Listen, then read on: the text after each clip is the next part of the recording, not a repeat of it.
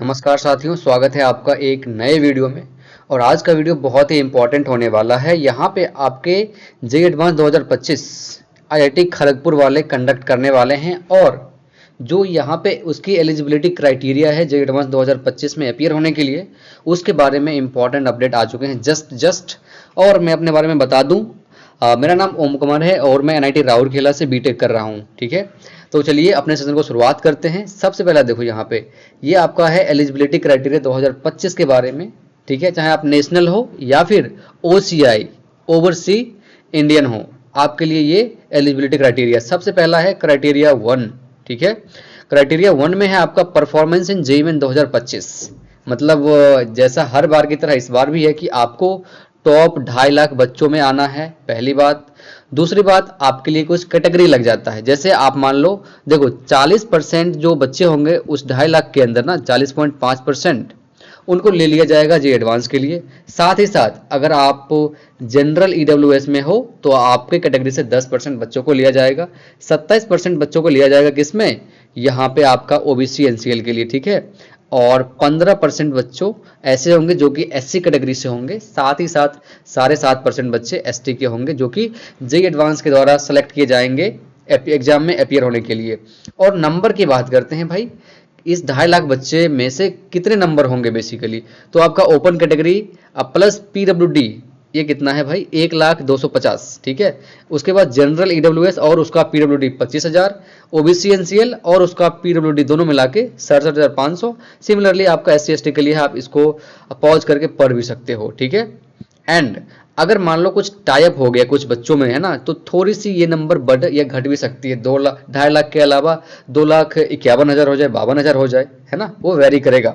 ठीक है, यहाँ पे आपके ओसीआई के लिए इंपॉर्टेंट अपडेट है कि आपका जो ओसीआई कार्ड है ना, वो 4 मार्च 2021 या उसके पहले बना हुआ होना चाहिए। ठीक है, अब दूसरी बात कर लेते हैं एज लिमिट। ठीक है, तो देखो एज लिमिट में उतना कुछ खास है नहीं। आप बेसिकली 1 अक्टूबर 2000 या उसके बाद आपका बर्थ हुआ हो, एंड अगर आप एससी एसटी या पीडब्ल्यूडी कैंडिडेट हैं तो आपके लिए 5 इयर्स के रिलैक्सेशन मिल जाते हैं। ठीक है, तीसरी बात करते हैं अपन नंबर ऑफ अटेम्प्ट। ठीक है, जेईई एडवांस ने भाई क्या कमाल किया है, बड़ा इंपॉर्टेंट है ये। 3 कंजिक्यूटिव ईयर में आप जेईई एडवांस को अपीयर कर सकते हो। ठीक है, और उसका क्या रूल है वो आपको आगे समझ में आ जाएगा। ये बहुत ही इंपॉर्टेंट है, हमारे टाइम में ऐसा नहीं था।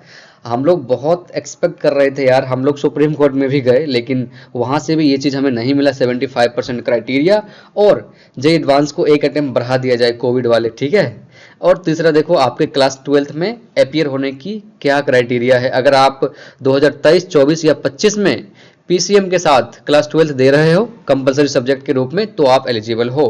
ठीक है, दूसरी चीज़, अगर आपका क्लास 12 2022 या उससे पहले हुआ है तो आप एलिजिबल नहीं है। ठीक है, इस पैराग्राफ में वो स्पष्ट लिखा हुआ है। ठीक है ना, एंड अगर आपने क्लास 12 या उसका इक्विवेलेंट एग्जाम दिया हो, ठीक है, और बोर्ड ने आपका रिजल्ट पब्लिश नहीं किया है, ठीक है, और या फिर आपका एग्जाम नहीं हुआ है, तो फिर आपका even if a particular candidate got withheld तो आप उसमें एलिजिबल नहीं होंगे। ठीक है, सिमिलरली आपको यहाँ पे भी कुछ इंपॉर्टेंट चीज़ें लिखी हुई, आप उसको पॉज करके पढ़ सकते हो। ठीक है, अपन अब बात करते हैं अर्लियर एडमिशन इन आईआईटीज।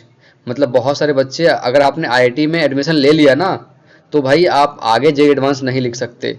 ठीक है, हाँ, लेकिन अगर आपने प्रिपरेटरी कोर्स में एडमिशन लिया है, ठीक है, first time in 2024 can appear in 2025, यानी 2024 के अंदर आपने पहली बार प्रिपरेटरी कोर्स के लिए आईआईटी में एडमिशन लिया है तो 2025 में आप एलिजिबल होंगे।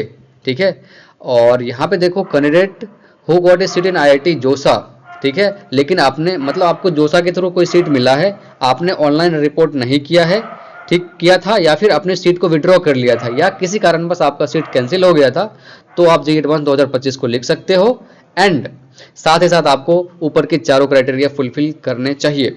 ठीक है, और देखो इंपॉर्टेंट चीज़ तो ये है, यहाँ पे आपका मतलब ये सब क्या उनका सब कुछ दिया हुआ है, कैसे आप उनसे कांटेक्ट वगैरह कर सकते हो। इंपॉर्टेंट चीज़ ये है कि यहाँ पे 75% क्राइटेरिया के बारे में कुछ भी नहीं कहा गया है। ठीक है, तो अपन यहाँ से यही गैस कर सकते हैं कि यार शायद आने वाले टाइम में 75% क्राइटेरिया भी आपके लिए हट जाए, लेकिन ये चीज़ पूरा श्योर नहीं है।